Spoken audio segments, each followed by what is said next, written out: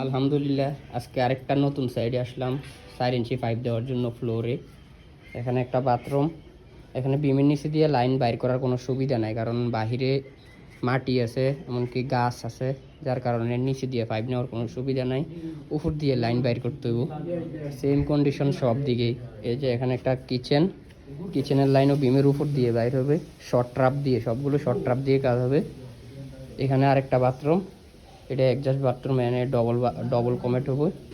এই যে সামনে লো কমেট, এখানে হাই কমেট, সবগুলো লাইনের উপর দিয়ে বের হবে, যার কারণ হচ্ছে বাইরে পর্যাপ্ত জায়গা নাই, বিমের নিচে পর্যাপ্ত জায়গা নাই। এখানে নারিকেল গাছ, এখানে গাছ ছিল, এটা কাটা হয়ে গেছে, কিন্তু গাছের শিকড় কেটে এখান দিয়ে পাইপ নেওয়ার মতো কোনো সুবিধা নাই, যার কারণে উপর দিয়ে লাইন বের হবে, বের হয়ে নিচে মাটির উপরে থাকবে লাইন বাসা 4 ইঞ্চি।